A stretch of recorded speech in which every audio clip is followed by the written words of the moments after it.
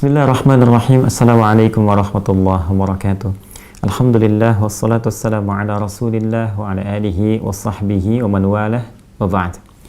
Saudara-saudariku, apa kabar? Izin kembali saya Adi Hidayat menyapa dan mendoakan kita semua semoga senantiasa dirahmati, dilindungi dan diberikan bimbingan terbaik oleh Allah Subhanahu wa taala dalam menata dan menjalankan aktivitas keseharian kita untuk mendapatkan ridha Allah Subhanahu wa taala. Amin insyaallah.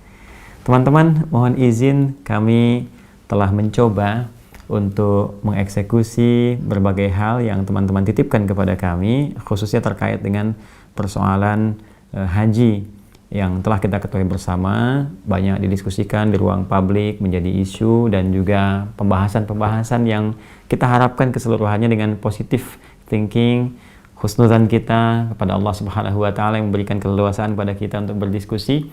Insyaallah semuanya dalam rangka menyempurnakan, memperbaiki dan meningkatkan kualitas ibadah kita untuk menunaikan ibadah haji, sekaligus juga meningkatkan kekuatan dan kualitas penyelenggara ibadah haji insyaallah. Ya, karena itu dari apa yang telah kita coba sampaikan di pertemuan yang lalu berupa masukan-masukan, saran, alhamdulillah sebagian besar telah dieksekusi. Kita ketahui bersama bahwa pada hari Selasa yang lalu telah terjadi pertemuan antara Kedutaan Besar Saudi Arabia di Indonesia dengan Majelis Ulama Indonesia. Alhamdulillah, Masya Allah, Duta Besar juga hadir dan menyampaikan berbagai hal yang tentunya terkait dengan haji telah banyak diberitakan di media, ya, cetak juga, media sosial juga, dan bisa kita akses. Ya, bagaimana diklarifikasi, diberikan penjelasan tentang situasi-situasi terkini, kebijakan-kebijakan pemerintahan Saudi Arabia terkait dengan haji, bahwa memang sampai saat ini pun belum ada informasi yang spesifik karena masih ditimbang dari berbagai hal, khususnya terkait dengan pandemi COVID-19, ya, seperti pernah disampaikan, diulas di beberapa kesempatan yang lalu.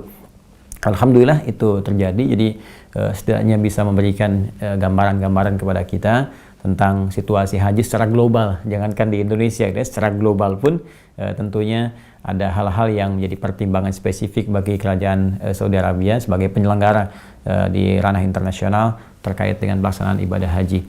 Nah, hal-hal terkait nanti kita bisa bagi kepada 3 bagian, mungkin nanti ada porsinya Kemenak yang bisa menyampaikan secara langsung, kan. Pertanyaan teman-teman kemarin itu, ya, kenapa nggak seperti Malaysia misalnya disiapkan dulu jemaahnya walau sekian, taruhlah kalau normal itu kita mungkin dapat kurang lebih 10%, ya. Kalau dari 2 juta misalnya, misal saja kita dapat 200.000, kemudian kalau sekarang kuotanya taruhlah misalnya diperkecil sampai 60.000 kah atau berapakah, mungkin kenapa nggak disiapkan 6.000 dulu, disesuaikan vaksinnya dan sebagainya, kan kita belum tahu, ya, pertimbangannya apa. Akan lebih baik nanti dari Kemenak itu bisa menjelaskan, ya, dengan tertib, dengan baik, sehingga masyarakat itu bisa mengerti. Nah, di luar hal-hal lain seperti kuota itu, ya, kuota Indonesia dan yang lainnya nanti juga bisa dijelaskan. Kemudian ada yang terkait dengan MUI, ya, kalau misalnya ada fatwa terkait, kita sudah menyampaikan kemungkinan memungkinkan ada fatwa kah terkait dengan haji di situasi pandemi atau hal-hal lainnya, gitu kan, nanti bisa didudukan, atau fatwa-fatwa lain yang kira-kira terkait erat dengan pelanggaran ibadah haji. Alhamdulillah kalau itu bisa disampaikan juga, akan ada satu kesesuaian yang baik.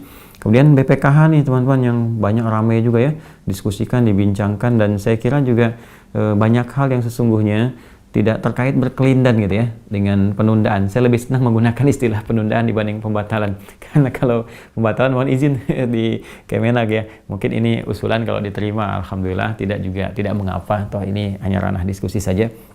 Saya lebih senang menggunakan istilah penundaan dibalik dengan pembatalan. Kalau pembatalan itu artinya sudah ada, sudah siap, tapi nggak jadi. Nah, ini kan undangan aja belum datang, kan? Jadi undangan dari Saudinya belum tiba karena masih dikaji, ya, tentunya kita kan tidak dalam konteks membatalkan, tapi menunda karena ini info belum jelas, belum tiba seperti apa, sementara persiapan ini harus disiapkan jauh-jauh hari, gitu, ya, nggak bisa seketika kita siapkan. Jadi saya mohon izin kalau menggunakan istilah penundaan. Ya, ini kalau ada penundaan seperti ini, kan yang kita bahas sebetulnya diketengahkan adalah isu-isu real. Ya, apa sih pertimbangannya, apa persoalannya? Kan kemarin disampaikan bahwa isunya tentang kesehatan, ya, isunya tentang keamanan, yang terkait dengan hifdzun nafsi, penjagaan terhadap jiwa dalam kondisi kita mau beribadah, tapi sisi lain ada ancaman-ancaman terhadap jiwa, bagaimana kemudian mengambil jalur yang terbaik untuk itu semua. Jangan salah menyimpulkan juga, Ya jangan kita katakan ya kita berjuang hidup mati karena Allah, dan itu tidak ada aturannya dalam agama. Ya, bahkan dalam konteks jihad pun ayat-ayat jihad itu kan baru datang setelah punya kekuatan. Ya, kalau nggak ada kekuatan untuk membela diri, malah Al-Quran mendorong untuk bersabar, fa'fu anhum wasfah, maafkan, lapangkan jiwa. Kenapa? Karena salah satu konsekuensinya ya bisa melahirkan korban lebih banyak. Tidak ada kekuatan untuk membela diri, bukan menyerang orang, gitu kan? Membela diri dan turunan-turunannya. Dan juga banyak ayat datang kemudian untuk tidak kita menjerumuskan diri kepada hal-hal yang bisa bahkan berdampak ya kepada buruknya keadaan kita, atau bahkan menghilangkan nyawa. Wala tulqu biaidikum ila tahlukah, jangan kamu kemudian melakukan dengan tanganmu perbuatan yang bisa menyebabkan kau celaka, dalam konteks kehidupan yang lebih luas. Jadi dalam konteks kita berjihad pun ada aturannya, dan itu pun taruhannya dengan nyawa, apalagi dalam ibadah-ibadah yang kita kerjakan, baik itu seharian, bulanan, atau bahkan tahunan. Jadi ada turunan. Tidak bisa kita menempatkan ayat ataupun hadis ya semau tafsiran kita, tidak. Ya, kalau kita katakan inna salati wa nusuki wa mahyaya wa mamati lillahi rabbil alamin, dalam kita salat membaca iftitah dari 9 doa, salah satunya doa itu yang di Abu Daud kemudian disampaikan. Nah, itu kan ada turunannya juga. Ya, seperti apa maksud ayat itu, kan? Dalam konteks kita ibadah sesuai kita hidup kita, ibadah kita, haji kita, termasuk juga hidup dan mati kita serahkan pada Allah Subhanahu wa taala. Dan penyerahan itu diatur secara teknis. Ya, ada juklaknya, ada juknisnya, seperti apa itu dilakukan. Jangan sampai kita mengerjakan dan melanggar ketentuan Allah juga. Ya, jadi ada beberapa bagian. Saya mencoba objektif ya. Saya independen, tidak dalam konteks membela satu atau dua hal, tidak. Kita harus menempatkan suatu secara proporsional, objektif. Ini masalah haji, masalah ibadah. Ya, dan ibadah ini hal yang paling privasi juga bagi kita, dijamin oleh undang-undang dasar juga, kan? Dan kita punya hak di dalamnya untuk memperjuangkan segala hal yang terkait dengan kemungkinan segala kebaikan. Namun juga ingat, ini suatu yang sangat sakral, spektrumnya lebih luas, lebih besar dibanding spektrum sosial, politik, dan lainnya. Jadi jangan tarik ini ke wilayah politik, jangan tarik ke wilayah-wilayah perdebatan yang tidak menghasilkan solusi, gitu kan. Jadi jangan sampai cuma rame tapi hasilnya nggak ada gitu. Ya, masyarakat cuma nonton sesuatu, ya, rame, diskusi, bahkan mungkin sebagian gaduh, tapi nggak ada solusinya gitu. Nah, kita ingin dudukan secara objektif, ya, di tengah-tengah kita hadir, ini apa manfaatnya untuk masyarakat, apa baiknya gitu ya. Kemudian di tengah situasi ini juga ada pertanyaan dan tentunya ada sorotan juga tentang peran BPKH terkait dengan dana haji, karena ada isu juga yang menyebar di lapangan bahwa kita mungkin FAQ ini, ya ini saya bawa map juga, satu map ini ya ke BPKH, datang ada 9 kurang lebih pertanyaan, kami mintakan kepada BPKH untuk dijawab ya, dari mulai macam-macam ya, apakah pembatalan haji karena alasan keuangan, kemudian apakah BPKH memiliki utang pembayaran atau akomodasi di Arab Saudi, apakah BPKH mengalami kesulitan keuangan, gagal investasi, apakah BPKH itu investasi dilakukan ke infrastruktur, ya, macam-macam kami tanyakan semuanya, ya, termasuk juga tentang sukuk, tentang macam-macam. Kita FAQ dulu dari teman-teman, kita datangi. Saya mencoba untuk tidak membawa ke ranah diskusi, ya, yang tidak terkait dengan stakeholdernya. Jadi saya bawa langsung, datangi BPKH-nya, kemudian kita minta datanya. Alhamdulillah sangat kooperatif sekali, sangat transparan, kooperatif, bahkan pulangnya dikasih oleh-oleh satu map begini. Ya, ini saya datang betul-betul untuk silaturahim, membawa amanat teman-teman sekalian untuk klarifikasi, tidak datang dalam apapun, nggak ada kepentingan-kepentingan duniawi macam-macam, tidak. Saya full mencoba untuk menempatkan posisi sebagai ulama, memberikan pendampingan, karena kita ditanya, apa sih masalah utamanya Ustadz, kan? Ketika ditanya kan nggak bisa sembarangan, kita harus klarifikasi, harus tabayun dulu. Kalau masalahnya vaksin, kita coba tanya ke Kementerian Kesehatannya, gitu kan. Kalau masalah keuangan, kita tanya kemudian ke Badan Pengelola Keuangan Hajinya, dan nanti kita mendorong dialog. Nanti di akhir saya sampaikan. Jadi teman-teman sekalian, apa yang ditanyakan oleh kawan-kawan dalam bentuk berbagai hal, kita buat FAQ, ya, frequently asked question dari teman-teman. Jadi ada banyak hal kita kumpulkan, ya, terkait tadi yang telah disinggung dan ramai dibahas di mana-mana. Alhamdulillah kita diberikan banyak data gitu ya. Nanti kita akan tunjukkan dialog kami ya, sehingga teman-teman bisa melihat seperti apa umumnya atau bahkan detailnya dari dialog itu ya. Jadi dari mulai saya tanyakan BPKH itu apa, karena mungkin banyak orang yang nggak tahu juga BPKH, banyak disinggung BPKH nggak tahu berdirinya kapan, kenapa harus ada BPKH. Ternyata sederhana sekali gitu kan bagi kita. Ya, biaya haji yang dikeluarkan masyarakat, pendaftaran itu kan store awal 25 juta, ya kan? Kemudian nanti lunasnya umumnya tambah 10 juta tergantung kenaikan inflasinya, ya seperti apa tiap tahun. Nah, itu kalau 35 juta ternyata biaya realnya nggak segitu, hampir 2 kali lipatnya gitu kan. Ya, realnya pembiayaan kita ya logikanya gini lah, kita umrah misalnya ya apa namanya kita bayar untuk 10 hari 11 hari hampir 30 juta 25 sampai 30 juta gitu kan ya, masa untuk haji 40 hari jumlahnya serupa dan tempatnya kan berbeda-beda, pasti ada penambahan. Nah dari sejak dulu saya bisa bicara karena saya pernah jadi petugas haji tahun 2010 dan gak ada kaitan sama politik sedikit pun gitu kan. Jadi kami mengerti juga di lapangan seperti apa gitu kondisinya, kalaupun ada yang sempurnakan sama-sama kita sempurnakan. Ya, jadi ada hal-hal terkait yang memang nggak banyak diketahui masyarakat, taunya berangkat, kemudian pulang dan sebagainya. Tapi ada pengelolaan yang juga harus secara objektif kita lihat. Ya, nah dari sini, dari sejak dulu, ya bukan era kini saja, saya tidak melihat siapa yang pimpin, pemerintahnya siapa dan sebagainya. Kita concernnya negara, bangsa. Jadi berganti pemerintahan dan siapapun, kita jaga gitu kan undang-undang kita jaga objektivitas kita di situ, dan kita jaga tentunya nilai ibadah kita dengan baik. Ya, jadi kita berusaha untuk berada di tengah, nggak akan tarik misalnya apalagi ke kiri dengan ekstrim dan sebagainya atau berlebihan dan seterusnya. Kita hanya akan melihat apa manfaat yang didapatkan masyarakat, maslahat yang kita dapatkan. Ya, jadi kita tepikan lah, persepsinya sama mencari solusi ya. Jadi dari kebutuhan dana berangkat kurang lebih 70 juta ya, taruhlah di tahun 2020 nanti ada dipresentasikan kurang lebih misalnya 70 juta ya. Nah, itu berarti kurangnya setengahnya gitu. Dari mana itu bisa ditutupi? Ternyata kan ada niat baik yang nanti diantaranya dieksekusi dengan 3 tahun ke belakang atau 4 tahun ke belakang didirikannya BPKH, Badan Pengelola Keuangan Haji itu ya. Dulu kan masuknya di Kemenag, rekening Menteri Agama ya, atas nama Menteri Agama tapi untuk negara kan dimasukkan di situ. Lalu untuk supaya independen, terpisah, khusus dikelola dengan benar, kemudian didirikanlah atau diresmikanlah BPKH ini ya, Badan Pengelola Keuangan Haji, supaya dikelola bagaimana caranya bisa membantu kepada masyarakat.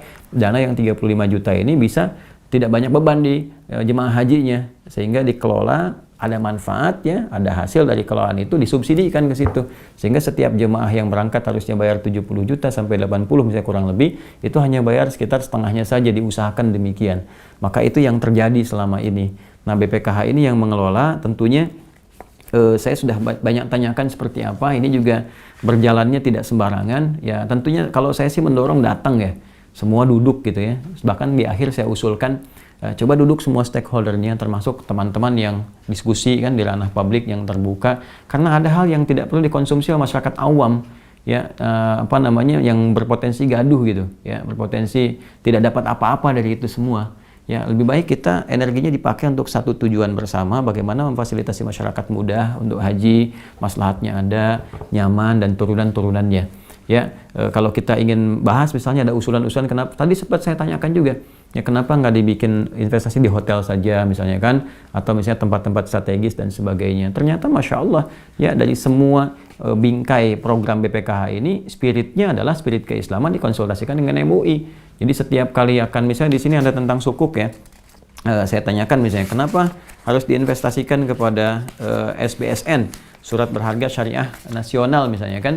Nah, ada sekian persennya di situ. Ternyata juga dasarnya konsultasi dulu ya, ada keputusan Ijtima Ulama Komisi Fatwa se-Indonesia 4 tahun 2012 itu kan, tentang status kepemilikan dana setoran BPIH yang masuk daftar tunggu atau waiting list. C. Ketetapan hukum 1. Dana setoran BPIH bagi calon haji yang termasuk daftar tunggu dalam rekening Menteri Agama boleh ditasarrufkan untuk hal-hal yang produktif atau memberikan keuntungan, antara lain penempatan di perbankan syariah atau diinvestasikan dalam bentuk sukuk.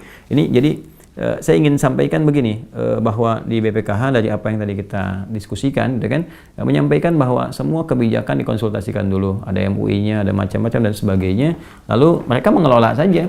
Gak ada kepentingan hal lain gitu kan. Tapi saya tidak dalam konteks membela BPKH ya, tidak ya. Saya hanya mendorong, maksud saya ke sana dapat ini gitu. Ya, dapat data, bisa dialog, semua stakeholder dikumpulkan, pimpinannya sampai Pak Anggito juga datang. Pak Anggito, Dewan Pengawasnya, Profesor Akhyar juga ada gitu kan. Kemudian juga di beberapa yang lain, yang perempuan juga ada, seperti Dr. Khuriyatul Islamiyah dan lain sebagainya. Jadi kita bebas tanya, ya ini kemana nih, kenapa begini nih. Terus kalau saya misalnya nabung sekian, manfaatnya berapa, dibuka semua, bahkan akunnya bisa diakses gitu, virtual akunnya. Ya simulasinya begini, Anda daftar sekian, nih tahun sekian, ini seperti ini, seperti ini, seperti ini. Lalu bagaimana kalau turunannya akan jadi begini, halal haramnya, konsultasi ternyata ke MUI. Jadi mungkin di sisi sini MUI bisa menjelaskan, DSN bisa menyampaikan kenapa begini, ini tinjauan fikihnya seperti apa. Jadi kalau saya secara spesifik teman-teman sekalian, saya lebih cenderung menyarankan begini gitu ya. Dan saya juga menyampaikan kepada BPKH kalau mau menginisiasi, jadi duduk di satu tempat. Ya, ada Kemenagnya misalnya, terkait kesehatan Kemenkesnya, kemudian ada MUI, ya kan? Atau DSN juga, Dewan Syariah Nasionalnya untuk persoalan-persoalan hukum terkait, dan BPKH terkait masalah keuangannya. Lalu misalnya dari teman-teman yang punya kepentingan dan memang punya porsi di situ, ya. Jadi memang secara proporsional. Jadi yang nggak punya kepentingan ya nggak harus terlibat karena nanti malah banyak persoalan gitu ya. Jadi yang kira-kira punya solusi, punya hitungan dan sebagainya, dan di ranah publik kan ramai juga kan kemarin ya diusulkan ini ada hitungan begini, hitungan ini. Saya mendorong bahkan ke BPK untuk diundang, duduk sama-sama ya, Fulan misalnya, Dokter Fulan atau siapa, supaya spiritnya sama, ayo kita cari solusi yang terbaik untuk masyarakat dan sebagainya. Jadi kalau ada seperti ini, bahkan kalau bisa undang juga kedutaan Saudi Arabianya. Jadi semua duduk, dibicarakan, hasilnya disampaikanlah kepada masyarakat. Ya, insya Allah begini, insya Allah ini tertib. Kemudian juga BPK tadi saya sampaikan juga, ya Masya Allah saya bilang kalau ada pun masukan dari masyarakat, tolong jangan dianggap sebagai kritikan, ya kan? Jangan dianggap sebagai sesuatu yang misalnya jelek atau apa. Boleh jadi itu cara Allah menitipkan supaya kualitas pekerjaannya, pengelolaannya menjadi lebih baik gitu, lebih bagus. Jadi suasananya teduh, enak gitu. Semua dilihat dalam perspektif yang baik. Jadi kita arahnya maslahat. Jadi semua mendapatkan kebaikan dari sisi itu. Nah, karena itu izin ini sudah ada di saya filenya, dan setelah ini juga saya akan tampilkan ya bagaimana cuplikan atau mungkin bagian detail dari pertanyaan-pertanyaan teman-teman. Jadi saya tidak bermaksud mewakili ya, tapi hanya dari pertanyaan yang masuk FAQ dari Anda terkait dengan BPKH ini yang ramai dibicarakan, termasuk saya katakan auditnya mana. Ya, katanya WTP, buktinya mana? Ini sampai saya dikasih teman-teman sekalian nih, yang dari BI-nya tuh. Ini Ustaz buktinya. Ini yang sampai yang 3 Juni, ini yang dari BI nih, keterangan BI-nya. Kemudian ini portfolio valuation report-nya dari Bank Syariah Indonesia. Ini banyak tuh datanya. Ya, sampai ya kalau kita mungkin kayak rekening koran gitu ya, sebagian yang lainnya tuh sampai ditunjukkan kepada kita tuh detailnya juga gitu. Nah, ini saya sempat malah kan ditawarkan kalau mau silahkan ke setiap divisi-divisi dicek, sangat terbuka, sangat transparan. Saya kira saya tidak menunjuk untuk membela tapi tidak, tapi bagi saya ini adalah penerimaan yang baik, dan saya kira ini tiket baik untuk duduk bersama secara terbuka dan solusinya ada. Dan kalau sudah begini, apa yang nggak usah banyak mengejar hal-hal yang tidak penting gitu. Terus ini kaitannya apa? Kalau sudah dijawab, misalnya gini, katanya uangnya nggak ada, tapi dijawab sama BPKH, kami sudah siapkan. Saya kan, ini yang diinvestasikan tuh sekian, ini untuk yang penempatan pemberangkatan. Bahkan saya tanyakan realnya, kalau berangkat tahun ini uangnya ada. Ada Ustadz, bahkan kami siapkan paling minimal 2 kali untuk keberangkatan, bahkan 3 kali 18. Ya artinya apa? Artinya kalaupun kuotanya dikasih 2 kali lipat di luar masa pandemi, misalnya 200.000 dikasih 400.000, kita siap diberikan 200.000, persiapan dananya udah untuk 400.000 gitu kan, dan sebagainya. Saya kejar lagi bahkan sampai kalau jatuh tempo bagaimana, sukuk dan sebagainya, masih ada subsidi, jelaskan secara ilmiah, terperinci dan sebagainya. Ya jadi, tapi itu kan porsinya untuk teman-teman yang suka menghitung, ya kan? Ya di akuntan misalnya atau ekonom dan sebagainya, duduklah. Dan saya kira mereka juga punya akuntannya, ya punya ahli hitungnya dan sebagainya, auditornya. Jadi duduk bersama itu lebih enak. Ya, jadi saya mohon izin tidak mewakili BPKH nggak berikan apapun kepada saya dan juga yang lain tidak, tapi mewakili pertanyaan dari kawan-kawan untuk mendatangi langsung, itu lebih bagus. Ya, jadi ke MUI sudah, kemudian juga BPKH sudah, tinggal mungkin nanti porsi Kemenak dan kuncinya di Kemenak. Ya, terkait dengan pemberangkatan ini. Ya, BPKH yang ngelola keuangan dan pertanyaan-pertanyaan seputar keuangan juga dijawab, ya, porsinya ada, dan saya kira bukan ranahnya awam lah, juga termasuk saya gitu kan. Dalam konteks ini kita harus menghitung, kita gini tidak gitu. Jadi yang punya kapasitas di dalamnya kita undang untuk duduk saja sama-sama, bareng-bareng bicara di situ, konteksnya kebangsaan, konteksnya maslahat untuk masyarakat, dan solusi akan didapatkan. Nah, saya kira itu terkait dengan amanat teman-teman di BPKH. Ya, nanti kita setelah ini akan ditayangkan gitu ya, dialognya seperti apa, saya tanyakan, cair sekali ya, dan cukup baik menurut kami. Dan selebihnya saya mengusulkan di waktu-waktu dekat ini supaya dikumpulkan berbagai stakeholder untuk bertemu bersama-sama memberi penjelasan yang meneduhkan tentunya dan solusi kita dapatkan. Saya kira di titik itu teman-teman sekalian kita bisa dengan adil, dengan cukup baik. Ya, jadi saya tuh suka tergugah begini, dana Palestina aja diaudit gitu ya. Masa BPKH nggak diaudit, ternyata saya ke sana dikasih deh ya laman-laman auditnya ada dan seterusnya gitu ya. Nah, jadi itu juga disampaikan, mudah-mudahan baik. Alhamdulillah teman-teman sekalian, mudah-mudahan bisa bermanfaat. Ini yang bisa saya lakukan, saya akan objektif. Jadi kalau ada kurang, saya akan berikan masukan dengan cara yang proporsional, yang baik gitu kan. Dan mohon juga ditanggapi dengan cara yang baik ya. Jadi kalau kayak saya memberi masukan atau teman-teman yang lain memberi masukan, itu bukan ujaran kebencian. Ya, ujaran kebencian kan beda gitu kan. Kalau nyoal-nyoal yang nggak jelas apa dan sebagainya, baru mungkin bisa diingatkan, dan hal-hal lain yang tidak produktif, ya tidak positif, itu yang bisa kita tinggalkan. Ya, saya pun juga beberapa hari yang lalu juga silaturahim dengan Pak Kabar Eskrim, Komjen Agus juga bicara kebangsaan lebih luas dan menyoal juga beberapa hal-hal yang mungkin bisa didiskusikan ya terkait dengan ya persoalan-persoalan yang mungkin muncul di ranah publik di masyarakat yang kurang kontrol. Alhamdulillah sangat positif sekali. Positif kalau kita bisa duduk bareng diskusi, saya kira sudah saatnya lah ya. Saatnya, capek kita banyak pekerjaan sekarang ini. Ya tentang COVID, kesejahteraan masyarakat, belum lagi hal-hal lain ya, sembako mau kena pajak gitu kan. Ini kan menunjukkan bahwa ada kesenjangan gitu ya di masyarakat yang kita harus terlibat bersama. Kalau semua serba ribut ini itu, terus terlalu dibawa ke ranah politik yang dibuka di ranah publik, saya kira energinya habis gitu. Kapan mau membangun, kapan kita mau merangkul masyarakat dengan lebih luas ya.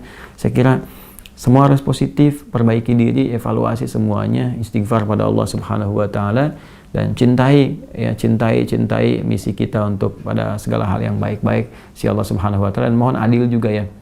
Ya, saya sarankan juga semua pihak termasuk pemerintah mohon berada di tengah, bersikap yang adil juga, jangan sampai muncul kesan di masyarakat bahwa oh pada yang ini kok baik-baik saja, pada ulama kok keras gitu kan, ada ulama yang dihukum, ditangkap dan sebagainya. Berikan penjelasan yang baik supaya mengerti, supaya ada berkeadilan dan sebagainya. Jadi semua ditempatkan sesuai dengan ranahnya masing-masing. Saya kira itu, saya tidak ingin lebih jauh lagi. Saya sudah selesai membawa amanat teman-teman sekalian. Selebihnya insya Allah saya akan dorong pertemuan dari berbagai stakeholder sehingga tuntas gitu ya, dan kita bisa close dan energi kita bisa gunakan kepada yang lain lagi.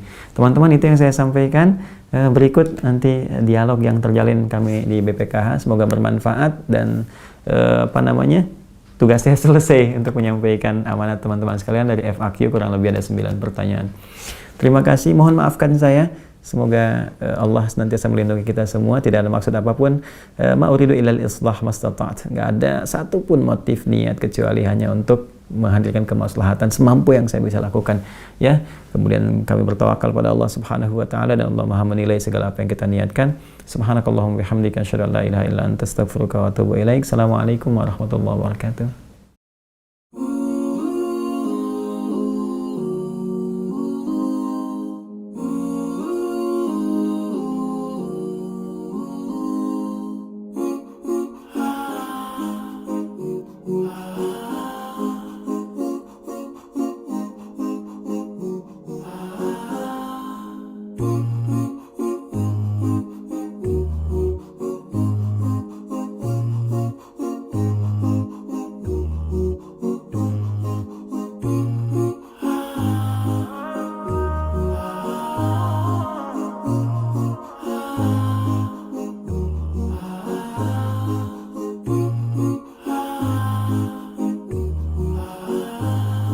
Bismillahirrahmanirrahim. Assalamualaikum warahmatullahi wabarakatuh. Alhamdulillah wassalatu wassalamu ala Rasulillah wa ala alihi wa sahbihi wa man walah wa ba'du. Pertama kami menyampaikan syukur pada Allah Subhanahu wa taala diberi kesempatan untuk bersilaturahim di BPKH. Semoga silaturahim ini mendapatkan rahmat dan taufik dari Allah Subhanahu wa taala. Yang kedua, kami mengucapkan terima kasih diterima dengan baik di BPKH. Mudah-mudahan penerimaan ini juga bisa melahirkan informasi-informasi positif yang kami mohon diizinkan telah mengumpulkan beberapa pertanyaan-pertanyaan dari masyarakat yang mungkin ada korelasinya dengan tugas pokok dari BPKH. yang saat ini marak dibincangkan dalam forum-forum diskusi dan terdengar sampai ke masyarakat sehingga melahirkan penilaian-penilaian yang beragam. Barangkali untuk memberikan gambaran yang objektif dari persepsi masyarakat, mohon izin kalau kami tidak bermaksud untuk mewakili keseluruhan, hanya menampung pertanyaan untuk disampaikan, dan kita juga nanti akan menginformasikan kembali pada masyarakat dari pertanyaan-pertanyaan yang Bapak Ibu bisa sampaikan dan klarifikasi jawabannya.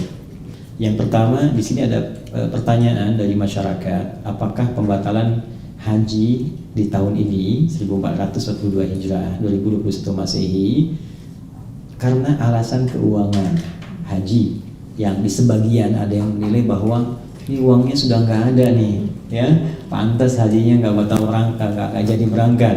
Ya, padahal Kemenak menyatakan ini alasannya karena kesehatan, keamanan, kan? Duta besar mengonfirmasi juga ada pertimbangan kesehatan, keamanan yang masih belum diinfokan dari Saudi kepastiannya tentang haji ini. Tapi ada sebagian di masyarakat yang menilai bahwa ini uangnya nggak ada, gitu kan? Karena itu batal berangkat. Apakah berkenan BPKH kemudian memberikan klarifikasi seperti apa ya realnya, kemudian dana haji yang diterima masyarakat katanya aman. Nah itu aman itu seperti apa, realnya ada bagaimana, kemudian kalau masyarakat berangkat apakah siap dananya? Oke, syukron Saudi. Ada dua atau satu pertanyaan yang utama, apakah aman? Kalau aman itu bagaimana bentuknya? Itu kan. Baik. Sebetulnya ini dengan mudah bisa kita lihat dari neraca yang kita sudah susun setiap waktu. Setiap bulan kami bikin laporan keuangan yang kita publish memang tiap 6 bulan. Kalau bisa saya dibantu menyajikan neraca akan lebih mudah mungkin. Jadi neraca itu kan begini, Pak Antum paham transportasi ya? Iya, di sisi kiri neraca itu ada namanya aset. Aset itu disusun berdasarkan likuiditasnya. Paling atas itu cash, di bawahnya bank. Nah, bank ini ada 3 kategori, giro, tabungan, deposito, ya, dan seterusnya. Di bawahnya berinvestasi. Nah, kalau kita lihat dari yang ada, memang kas kita sekian miliar, tapi tabungan yang sewaktu itu dapat dicairkan, termasuk deposito, termasuk bahan investasi yang tradable. Jadi sukuk itu sebagian tradable. Artinya anytime we can sell back. Maka tidak ada alasan untuk tidak mengatakan aman. Kenapa? Sejauh ini dalam laporan kami, dalam ketentuan undang-undang itu diatur minimal 2 kali kebutuhan haji. 1 kali kebutuhan haji 15 T. Nah kami mengamankan dana minimal 30 T sewaktu-waktu withdrawable, ya, dapat di withdraw. Ya. Bahkan sementara di laporan yang ada itu 3,18 kali. Kalau dibutuhkan anytime can withdraw it. Dan bank sudah kami komunikasikan. Jadi tidak ada alasan untuk tidak mengatakan bahwa oh dana nggak ada. Nah kalau dilihat kasnya saja jelas mungkin sekian miliar. Karena dalam ini kita tahu manajemen kerja kalau di perusahaan ya, kita tidak boleh menyimpan cash dan itu naik karena pertama keamanan, kedua tabdir ya. Kalau dia masuk di bank minimal ada returnnya ya. Memang return itu giro ya. Nah, kalau di cash nggak ada return apa-apa, tapi giro kemudian tabungan deposito. Dengan demikian kalau dilihat dari komposisi aset yang ada itu tergambar sangat jelas.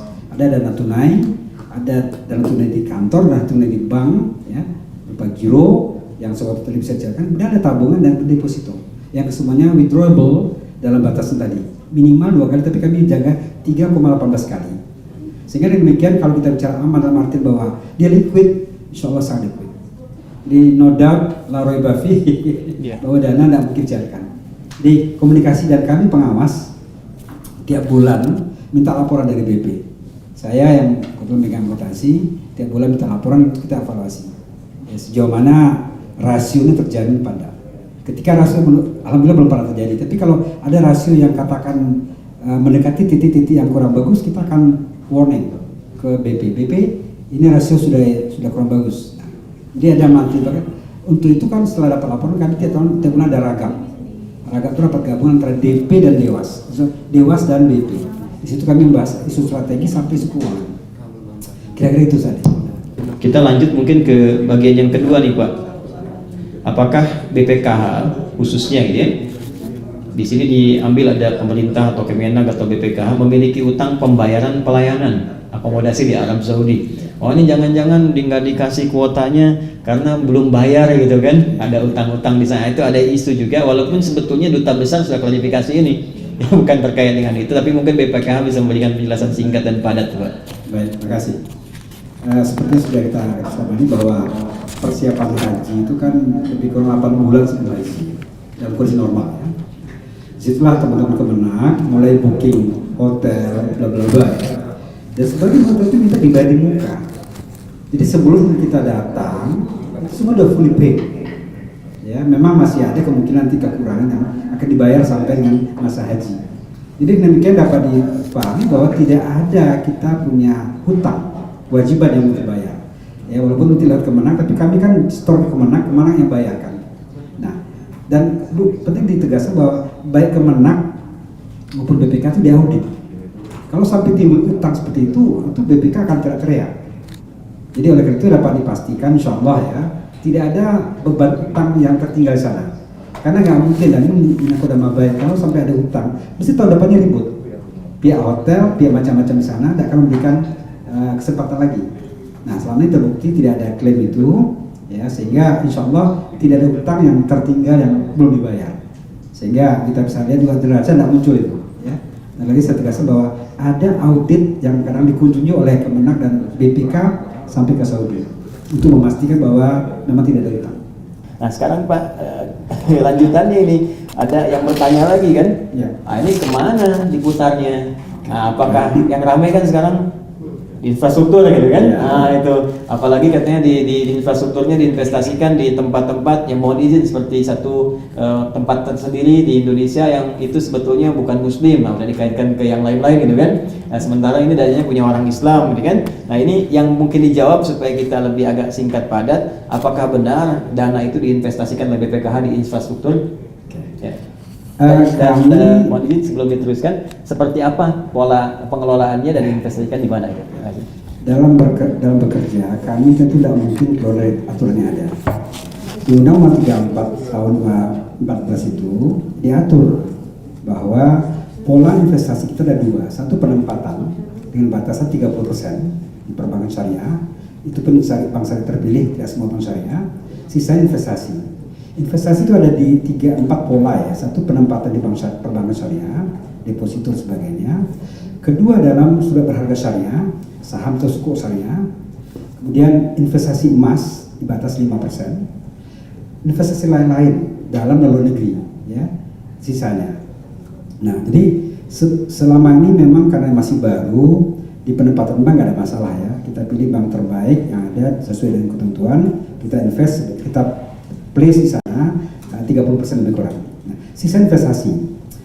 Saat ini kami dibatasi oleh kehati-hatian sehingga menuntut kami untuk bermain di appetite low to moderate risk. Ya, kita belum bisa keluar karena kita tuntut hati-hati. Karena ketika kita dituntut ada 6 asas yang kami harus pegang. Asas pertama syariah asas pertama. Kedua kehati-hatian, security ya.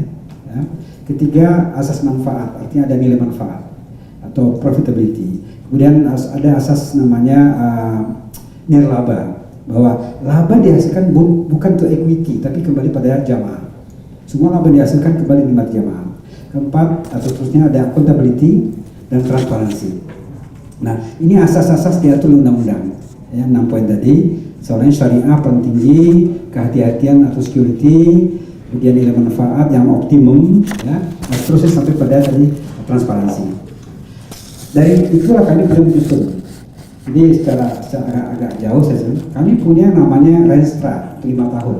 Dan itu tiap tahun kita evaluasi. Dari Renstra untuk investasi kami punya nama RIT, Rencana Investasi Tahunan. Dari awal kita udah bikin pipeline. Ada 3 striker yang kita bikin, satu khusus untuk penempatan dan apa namanya ISB tadi ya, surat berharga dan emas. Lalu yang kedua untuk investasi lain-lain. Ya, ketiga luar negeri, Bu Huria yang pegang ya. Nah, itu pun kami bikin portofolionya, komposisinya yang kami pandang optimum. Itu tugas pengawas dan mengawasi. Jadi disusun oleh BP, kami awasi. Nah, dari yang terbesar memang kenyataannya saat ini adalah kita membeli SBSN. Mengapa? Pertama, itulah yang paling aman, ya. Kedua, risikonya terkontrol sesuai dengan amanah tadi, ya. Pertama syariah, kau tahu kami konsultasi dari DSN. Apapun yang meragu kami kontak DSN, tolong Pak difatwakan nih boleh apa tidak boleh. Boleh go, kalau nggak boleh no go. Nah, kemudian setelah itu selesai, baru kami bahas ekonominya, returnnya, security-nya dan mitigasi risikonya. Ada 10 risiko yang kami kaji selalu, ya. Sampai kami yakin bahwa risikonya masih dalam taraf low to moderate. Di luar itu no way. Nah, kemudian pilihan terakhir yang pada akhirnya terbanyak SBSN. Ya. Kemudian masih ada sedikit yang sukuk corporate tapi tetap syariah. Itu porsinya saya lupa berapa ya. Nggak banyak ya, ada kecil ya. Nah, jadi yang corporate itu tetap kami evaluasi sangat detail, ya. Karena dalam investasi kami punya beberapa tingkatan evaluasi. Di level BP sudah ada risiko dan kajian dari masing-masing striker. Di sana sudah ada kajiannya, lalu tambah risiko, naik ke BP, Dewas. Di Dewas ada 2 komite, komite investasi dan risiko. Di 2 komite ini secara 4 eyes dibahas lagi. Lolos baru naik ke Dewas. Dewas memutuskan yes or not, gitu. Sehingga strata saringannya cukup hati-hati sebetulnya sesuai dengan undang-undang. Jadi tadi ditanya kenapa SBSN, karena itu yang saat ini paling memungkinkan. Memenuhi syariah, memenuhi rasa aman, memenuhi optimum result, ya, dan tetap accountable dan transparan. Nah ini bagaimana BPKH menjawabnya ini ya? Kok bisa akad titipan wadhi'ah, kok diinvestasikan menjadi wakalah, pertanggungjawabannya bagaimana gitu? Silakan Mbak. Baik. Jadi sebetulnya sejak BPK ada, semua akad dengan calon jamaah kita rubah menjadi wakalah, nggak ada wadiah lagi. Ya, semua kita rubah. Jadi ketika baik yang lama kita minta mereka ngisi yang baru, ya Buria ya, yang baru atau otomatis ketika mereka store ada salah satu surat ya yang sifatnya bersifat wakalah bahwa mereka mewakil kepada kami agar dana itu dikelola. Maka kami punya diskresi dengan asas tadi syariah dan seterusnya. Dengan asas itu maka kami tentu punya hak untuk mengelola dan tetap dipertanggungjawabkan, ya, dalam bentuk laporan sampai lapor ke presiden. Jadi sebetulnya itu tidak ada wadiah, yang ada wakalah, dan itu sudah diperbaharui jamaah yang lama dan yang baru.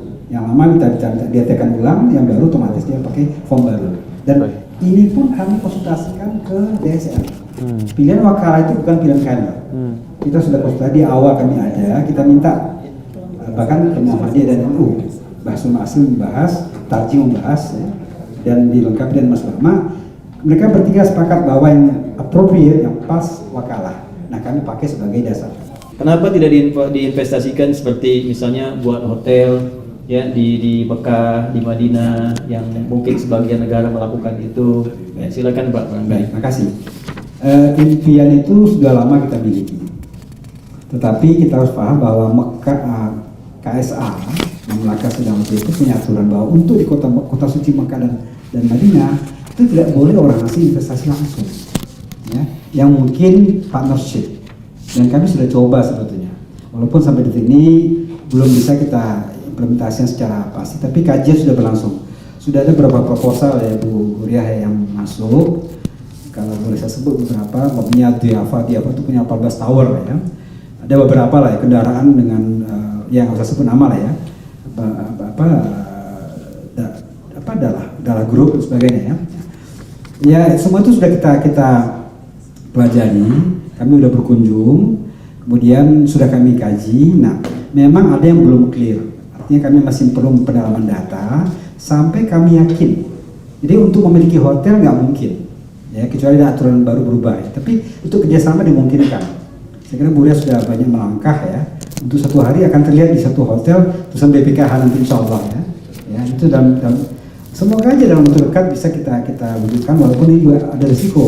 Kalau sekarang kita miliki hotel kosong, kosnya kami nanggung kan gitu. Nah, jadi ada hikmah ketika dibalik penundaan ini bahwa kami belum invest, jadi nggak ada kerugian. Kalau katakan tolong kami invest, lalu 2 tahun kosong kan kosnya pada kita dan kerugian itu bisa masuk pasal 52 tadi. Jadi artinya kami sudah berpikir, ya bahkan sampai kendaraan, ya kendaraan kami pun sudah ada rencana kolaborasi dengan perusahaan tertentu, termasuk bahkan kesehatan dengan Kimia Farma sudah kami kaji, kami sudah berkunjung sana, tapi memang belum ada yang dapat direalisasikan karena dalam hitung-hitungan masih kita perlu pendalaman. Mas. Ini kan tentu ada tempo. Ya. Ya, dan tempo itu tentu ada batasan ya. Berapa tahun, dan kalau sudah jatuh tempo, bagaimana asas manfaat itu bagi jemaah-jemaah yang pada mengalami keberangkatan pada masa-masa berikutnya, apakah masih aman, apakah masih dapat subsidi, dan terusan-terusan yang lainnya. Mohon bisa diberikan penjelasan, Pak. Ya, jadi sebuah sudah investasi termasuk SPSN tentu kan lengkap ya. Dimulai jumlahnya, siapa issuernya, siapa apa underlying asetnya, sampai tenornya atau masa tenor.